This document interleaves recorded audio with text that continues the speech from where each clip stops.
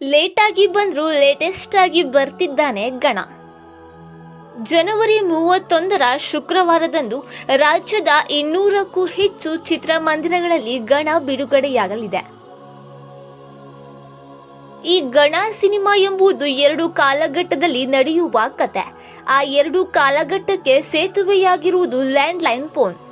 ಒಮ್ಮೆ 1993ರ ಕಾಲಘಟ್ಟಕ್ಕೆ ಕತೆ ಸಾಗಿದ್ರೆ ಇನ್ನೊಮ್ಮೆ ಪ್ರಸ್ತುತತೆಗೆ ಹೊರಳುತ್ತದೆ. ಹೀಗೆ ಟೈಮ್ ಟ್ರಾವೆಲಿಂಗ್ ಹಿನ್ನೆಲೆಯಲ್ಲಿ ಪ್ರೇಕ್ಷಕನ ಸೀಟಿನ ತುದಿಗೆ ತಂದು ಕೂರಿಸುವ ಸಿನಿಮಾ ಈ ಗಣ ಆಗಿದೆ. ಲೇಟ್ ಆದ್ರೂ ಲೇಟೆಸ್ಟ್ ಆಗಿಯೇ ಈ ಚಿತ್ರ ತೆರೆಗೆ ಬರ್ತಾ ಇದೆ. ಡೈನಾಮಿಕ್ ಪ್ರಿನ್ಸ್ ಪ್ರಜ್ವಲ್ ದೇವರಾಜ್ ಈ ಸಿನಿಮಾದಲ್ಲಿ ನಾಯಕನಾಗಿ ನಟಿಸಿದ್ರೆ, ಯಶಾ ಶಿವರಾಜ್ ಕುಮಾರ್, ವೇದಿಕಾ ನಾಯಕಿಯರಾಗಿ ನಟಿಸಿದ್ದಾರೆ.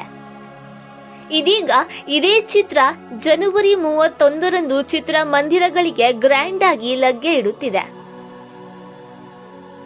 ಹೈದರಾಬಾದ್ ಮೂಲದ ಪಾರ್ಥು ಎಂಬುವವರು ತಮ್ಮ ಚೇರಿ ಕ್ರಿಯೇಷನ್ ಬ್ಯಾನರ್ ಮೂಲಕ ಗಣ ಸಿನಿಮಾ ನಿರ್ಮಾಣ ಮಾಡಿದ್ದಾರೆ. ಇದು ಇವರ ಮೊದಲ ಕನ್ನಡ ಸಿನಿಮಾ. ಇವರಷ್ಟೇ ಅಲ್ಲ, ಗಣ ಸಿನಿಮಾದ ನಿರ್ದೇಶಕರು ಕೂಡ ತೆಲುಗು ಮೂಲದವರೇ.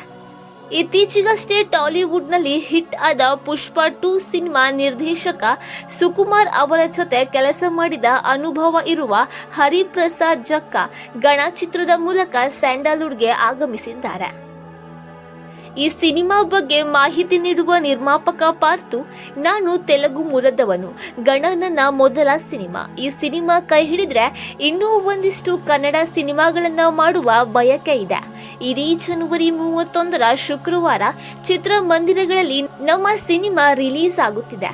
ಕನ್ನಡ ನಾಡಿನ ಪ್ರೇಕ್ಷಕರು ನಮ್ಮ ಸಿನಿಮಾವನ್ನ ಮೆಚ್ಚಿಕೊಂಡು ಅಪ್ಪಿಕೊಳ್ಳುತ್ತಾರೆ ಎಂಬ ನಂಬಿಕೆ ನನ್ನಲ್ಲಿದೆ ಎನ್ನುತ್ತಾರೆ ನಿರ್ಮಾಪಕ ಪಾರ್ಥು ಅವರು.